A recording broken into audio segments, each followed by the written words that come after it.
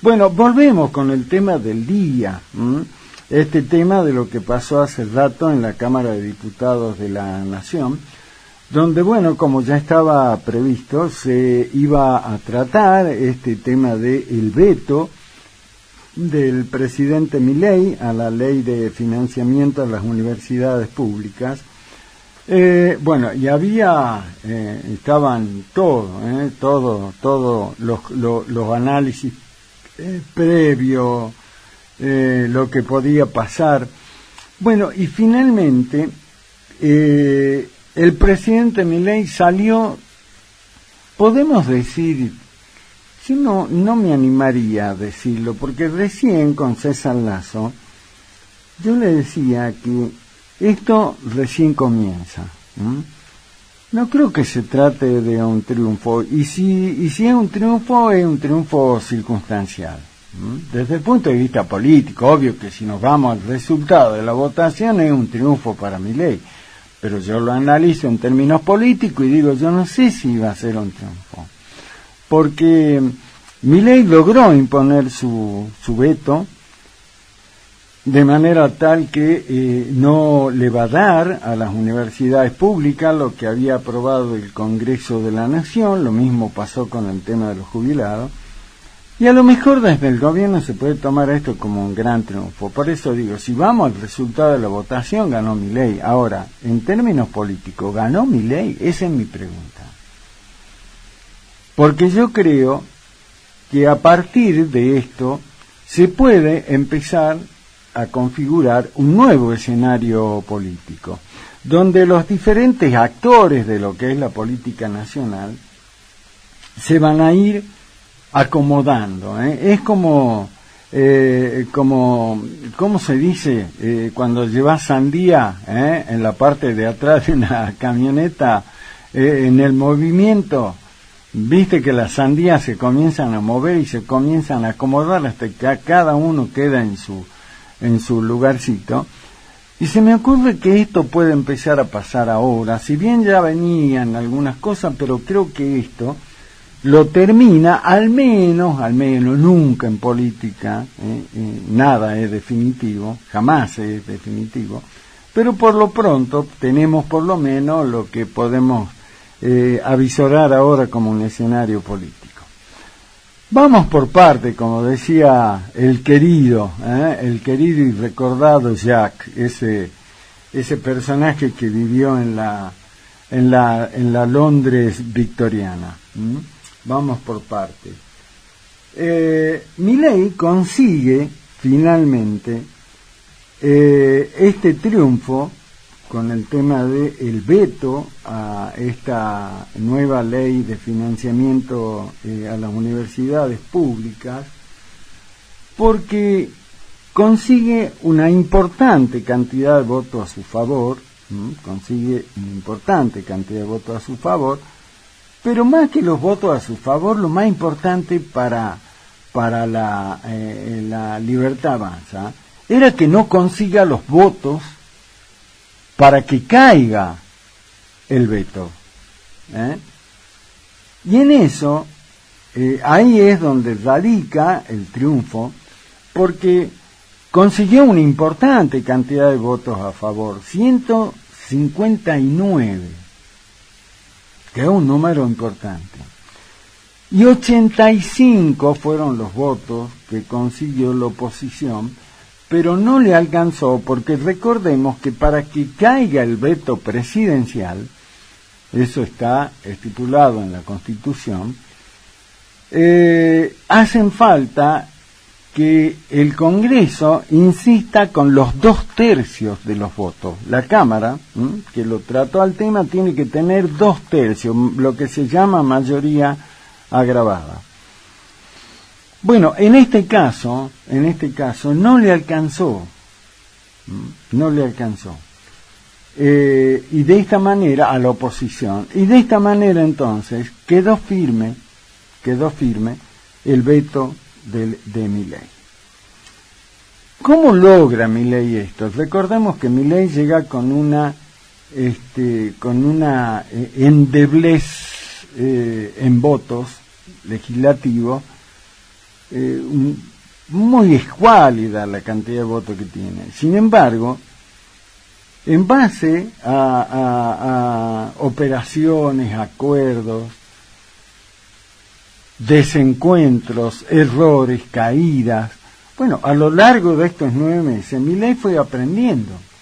Porque recordemos que cuando llega al gobierno, lo primero que hace es sacar el DNU, Decreto de Necesidad y Urgencia, con lo que ahí contenía lo que se llamaba la ley ómnibus. Y Milei pensaba que legitimado por los votos con los que llega a la presidencia, le gana la segunda vuelta a Massa, y Milei pensaba que era suficiente. Yo con esto me llevo todo por delante si tengo los votos que me lo dio la gente, la ciudadanía.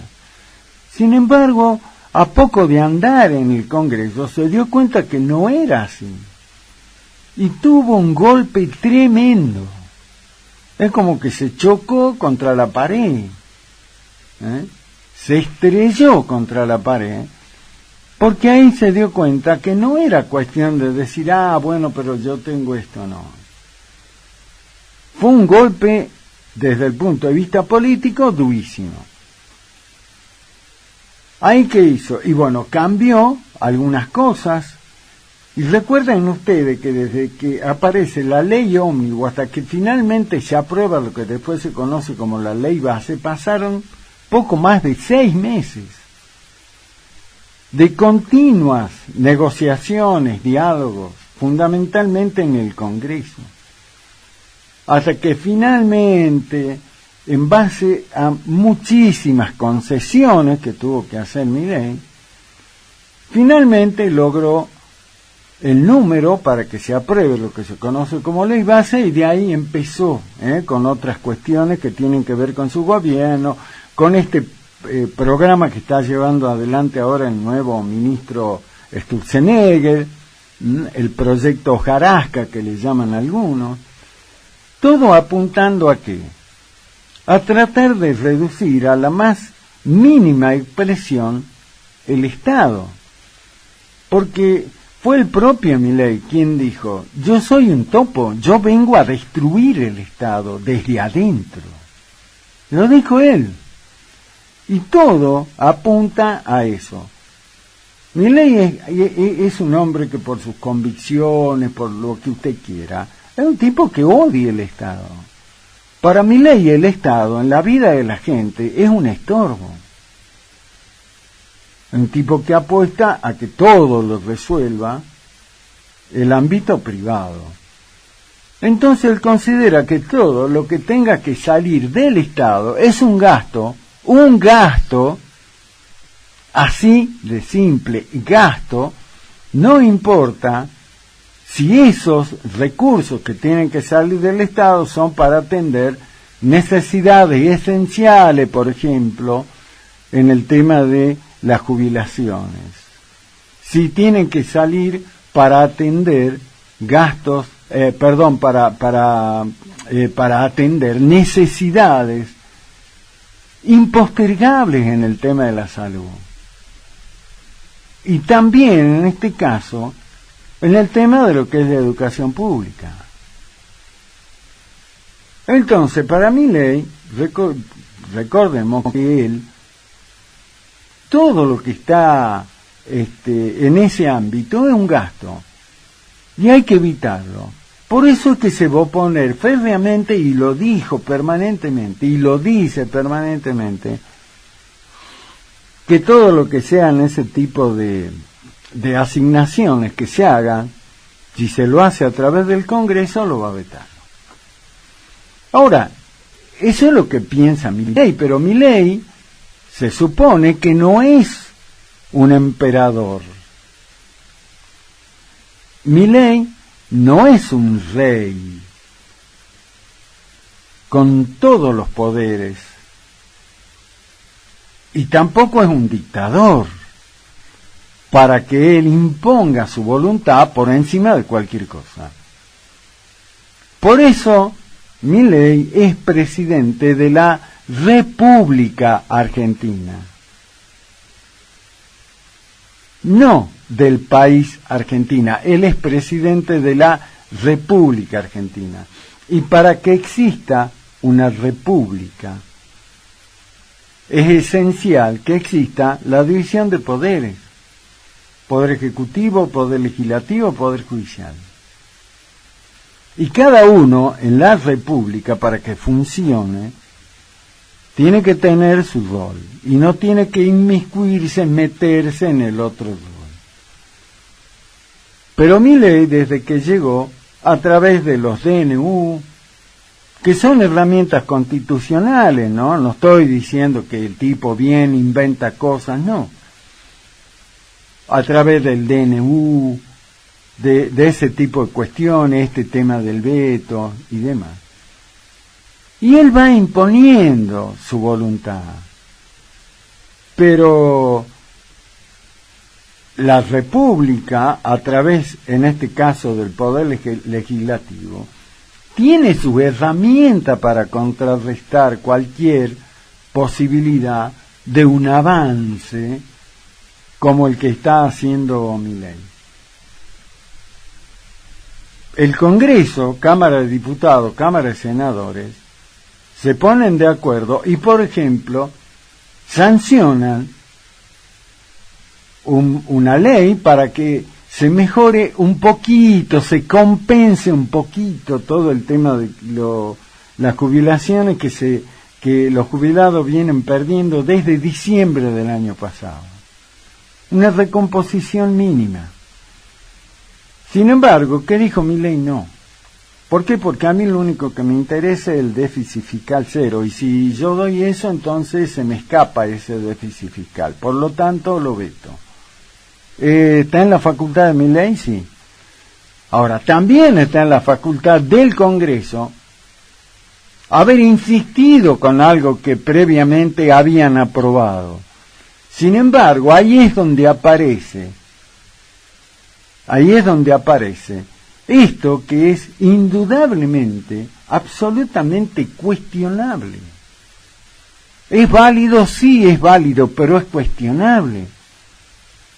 Porque Milei, a través de lo peor de la casta, los peores modos, las peores formas de la casta que él cuestionó, que dijo que venía a combatir, y logra que finalmente el veto, ese veto que anuló, eso que él tachó que habían aprobado en el Congreso, se lo avale el propio Congreso. Y entonces ahí nos tenemos que preguntar como ciudadanos, ¿qué hicimos mal? ¿Qué hicimos mal?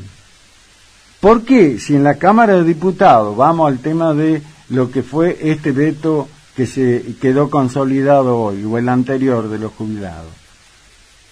¿Por qué si los diputados y senadores antes habían aprobado una cosa, ahora votan en contra de lo que ellos mismos votaron? ¿Qué pasó en el medio? Y en el medio, es lo que yo le digo, apareció las peores maneras de Milei para conseguir que se dé vuelta lo que votaron antes. ¿Y qué es eso? Y compró voluntades. Sabemos lo que pasó con algunos diputados radicales a lo que le ofrecieron que renuncie a la banca y se integre a formar el directorio de una empresa. O la posibilidad, no, vos mirá, apoyá mi veto. Apoyá el veto y después a fin de año, ¿sabe qué? Te mando de embajadora al Reino Unido. Apeló a lo peor, al apriete. ¿Cuánto de los legisladores y legisladoras tendrán, como se dice, el traste sucio? Entonces dice, ojo, mirá que ahí tenemos el expediente, el famoso carpetazo. La cuestión es que logró finalmente Milei imponer su voluntad, apelando, como digo, a lo peor de la casta. Pero termino con esto. Hoy, como digo, es en los números de los votos un triunfo en Milei. Pero hay que ver ahora cómo sigue esto. Y no para hacer ninguna apología de nada, ni terrorismo, ni mucho menos. Pero yo quiero recordar, porque esto es historia de nuestro país, cuando gobernaba el país, Onganía, no lo estoy comparando a Milei con Onganía, simplemente un dato informativo para recordar algo que era así. Parecía que Onganía se iba a quedar para siempre en el gobierno dictatorial. Sin embargo, en ese momento en el país había una situación compleja desde el punto de vista social, económico, y en ese momento los movimientos sindicales eran importantes, Agustín Tosco y otros nombres importantes de la historia del gremialismo argentino, llevaban movimientos, se manifestaban, se oponían, reclamaban, pero no le iba demasiado bien. Hasta que al final el gobierno comete el error de meterse con los estudiantes.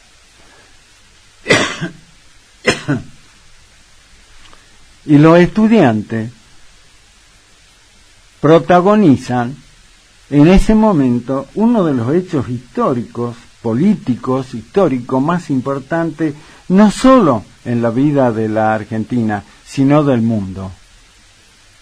Son los estudiantes los que se ponen al frente de los reclamos a ese gobierno.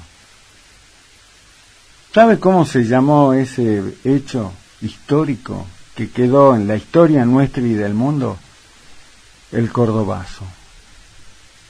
¿Y sabe quién la llevó adelante? Los estudiantes. Por eso digo, ojo. Como decía mi abuela, ojo que el horno no está para bollo. Hay una situación social muy complicada, mucho hambre, mucha pobreza, y como decían, no tire tanto de la piola. Fueron los estudiantes en el año 69 los que protagonizaron el Cordobazo. Ojo, simplemente los recuerdo.